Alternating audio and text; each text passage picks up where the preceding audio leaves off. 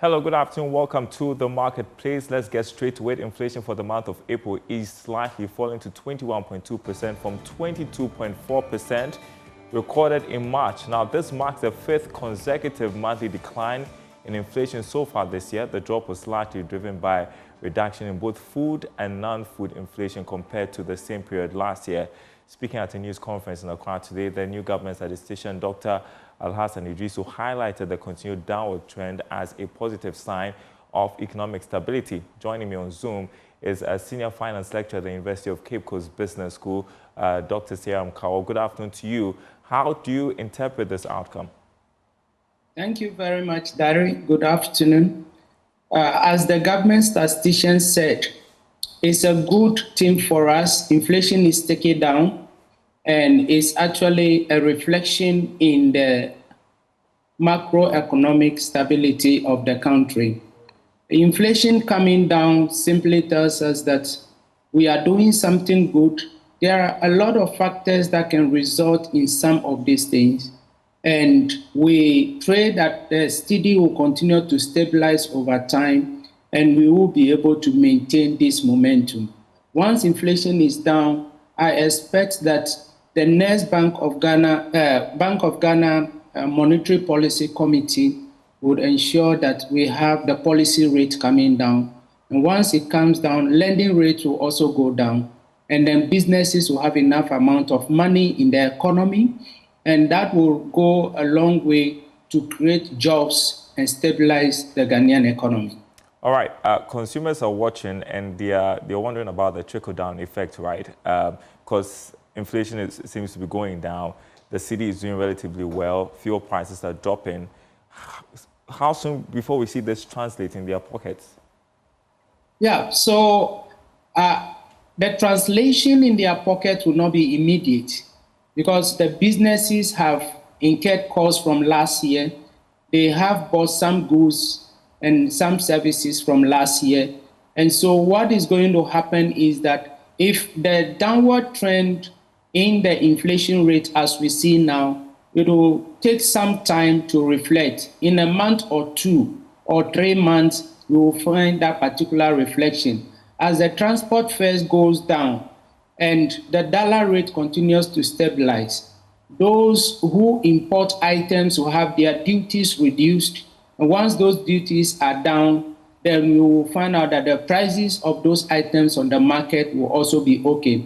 We must also ensure, in terms of food inflation, that we continue to make sure that food is in abundance in the economy, and then they are fairly distributed around all the regions of Ghana. In that way, we will see the stability being achieved and felt in our pockets. Yeah, I mean, if you're the government, you're also thinking, how do we sustain this? What should they be doing?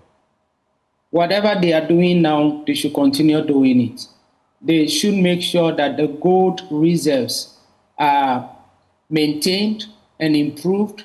They should make sure that the fiscal stability of the economy is improved. Bank of Ghana should ensure that inflation rates are maintained or even lowered down. They must be more strong on the financial sector to ensure that those players in the market do not take advantage of the consumer. Meantime, we are told that offshore investors are expressing renewed interest in Ghana's economy. They have indicated their preparedness to participate in the issuance of new bonds by the government. Your thoughts about this? How do we capitalize on this? It's a fantastic news for all of us that we have the offshore investors expressing renewed and revitalized energy in our economy. That's a reflection of the just ended elections that we've had in Ghana and the reset agenda by the government. It also shows the continuous improvement in the governance of the country in terms of continuing with the IMF program and making sure that we have qualified persons who are appointed to positions in the country. The government performance in the 120 days gives an indication to the investors that yes, something good is coming in, and when they bring their monies, these monies will be safe with the government of Ghana. All right, thank you so much for joining us, Dr. Seram Kawo. He's Senior Finance Lecturer at the University of Cape Coast Business School. I appreciate your insight and perspective this afternoon. You're watching The Marketplace. We are taking a short break. When we come back, a conversation on declining Treasury Bill yields and where to invest your money. And here's a catch. When we come back, the control room is going to work some magic. I'll be in a whole new attire. Don't go anywhere.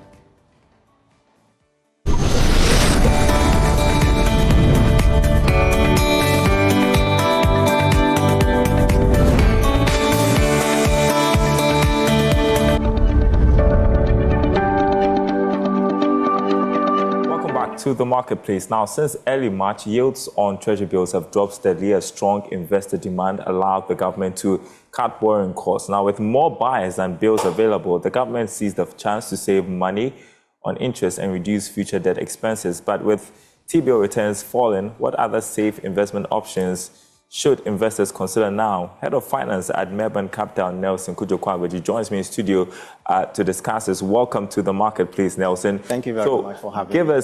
Give us a bit of a background to why we are seeing declining T-bill yields. All right, thank you very much once again for having me. I think it is in the government's broader scope of things to reduce significantly the impact of the debt and the interest on the debt that they pay out. So government is embarking on a fiscal consolidation measure to cut down significantly on interest payments. Okay, so let's take a look at, because you've worked on some slides, we want to take a look at those slides right now, where you essentially have a trend of how T-bills have been declining, or the yields have been declining over time. So as you can see, you realize that beginning of the year, on the 6th of January 2025, the 182-day was trading at 28.92%. And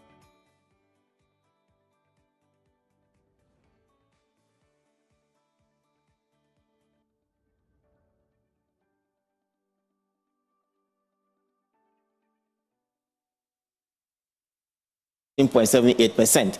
You also realize that the 91-day Treasury bill rate also reduced significantly from the 28% to about 15.23% on the 4th of May 2025. And this, as I said earlier, is as a result of government quest to reduce significantly interest payment on these short-term financial instruments. All right, let's take a look at the dynamics, because there's something in there you have to show us.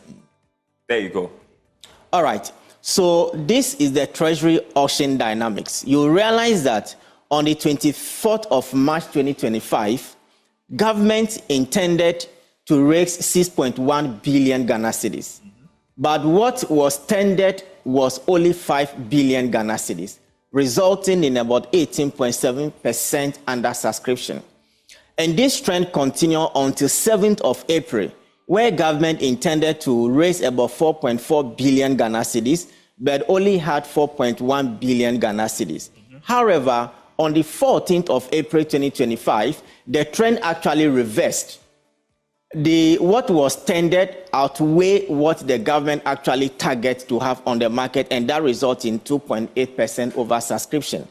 And also, the trend continued until the last auction on the 5th of May, where government intended to raise about 6.3 billion Ghana cedis, but what was tendered by investors was 5.3 billion Ghana cedis. So you see that the dynamics in the market is not stable. This week, there is under subscription. The next auction, there is over subscription.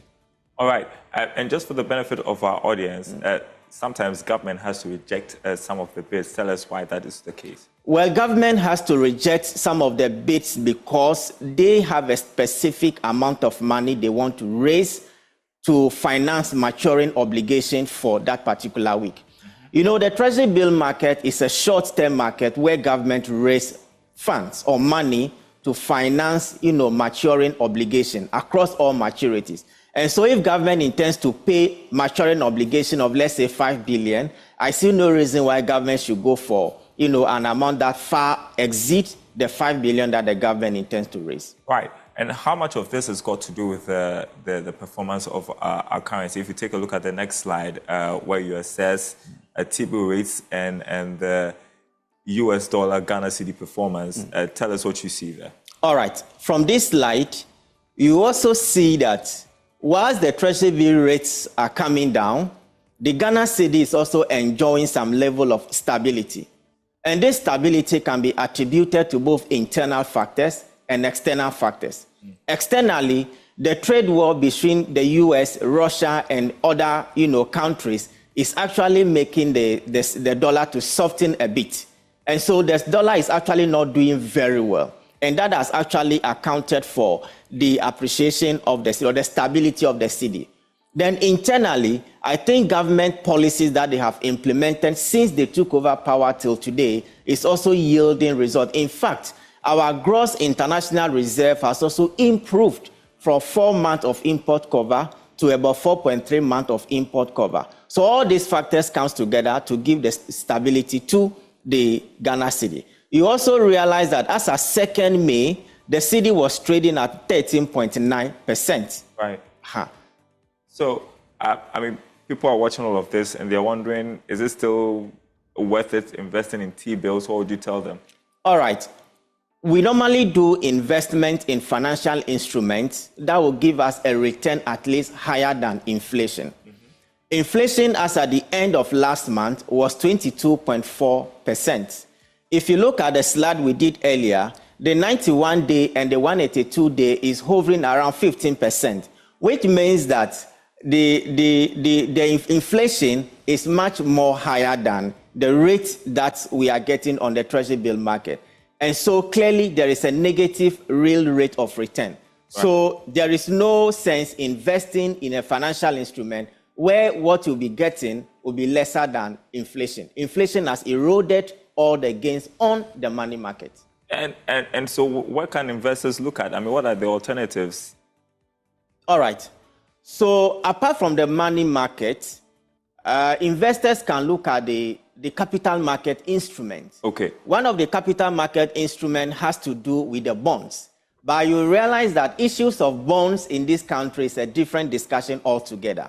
And so the next, alternative investment that an investor can look at is the Ghana Stock Exchange.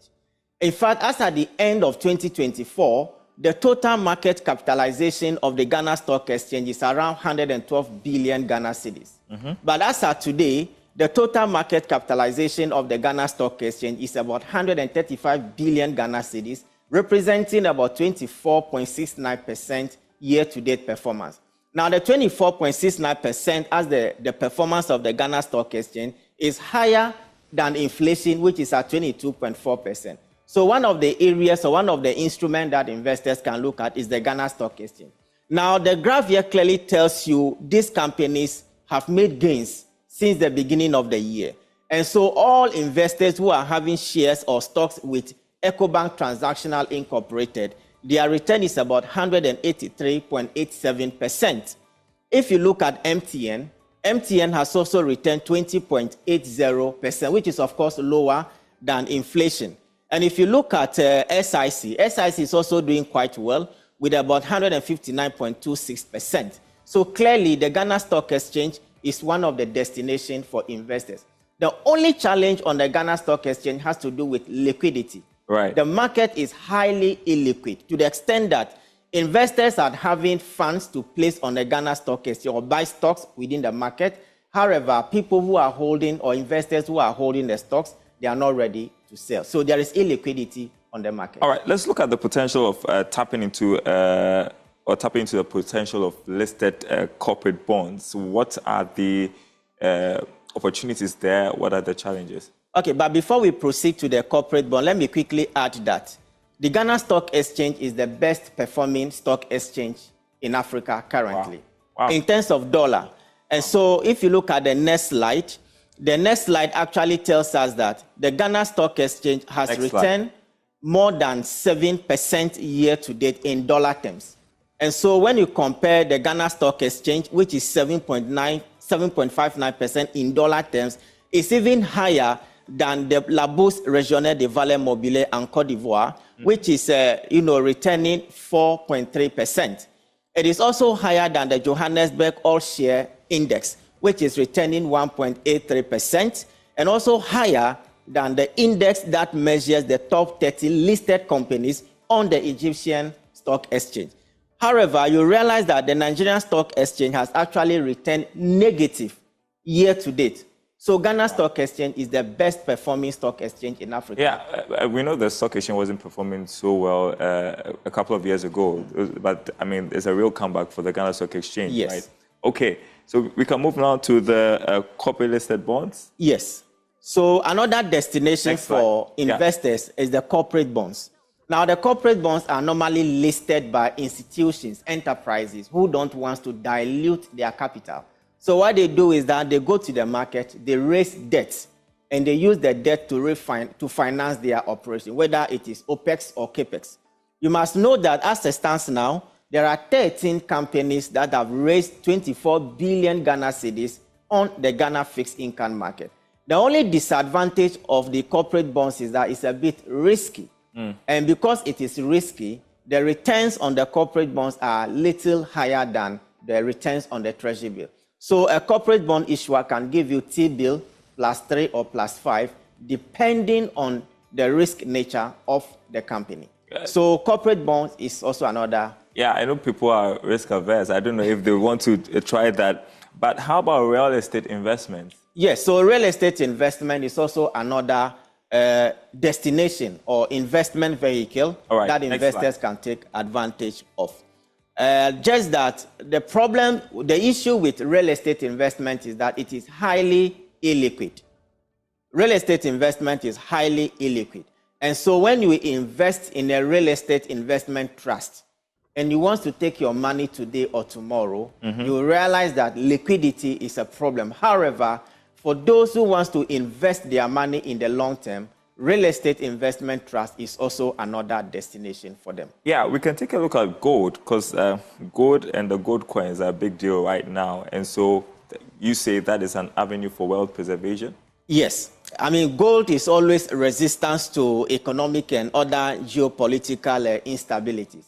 Plus, we've seen prices go up. Yes, exactly. The prices are actually going up. The trade wars and people wanting to exactly safe haven, yes. Perfect. So, I mean, gold, especially the Bank of Ghana gold coin, is a perfect destination for those who want long-term, wealth preservation and an instrument that will be resistance to, economic and other geopolitical instabilities. So the Bank of Ghana gold coin offers an alternative for any investor who wants to invest their fund.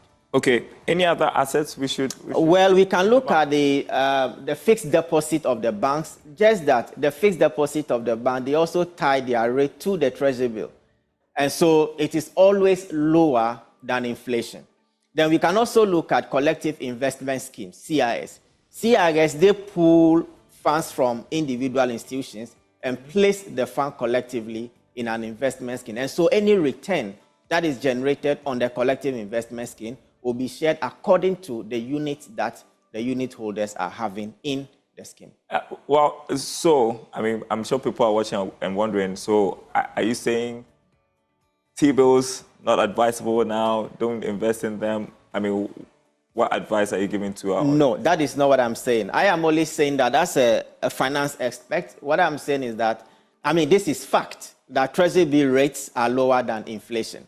And once the return you are getting on an investment is lower than inflation, then before you consider that investment, you need to give it a second thought. Give it a second thought. You've lifted other avenues. My final question would be what people should look out for in terms of risks and opportunities, whether they're investing in gold, whether they're investing in listed corporate bonds, or whether the Ghana Stock Exchange. What should be the mindset going into investments? Well, I think before you embark on any investment journey, it is important to seek expert advice, because you cannot just walk into any brokerage firm that I want to buy this particular investment without any expert advice.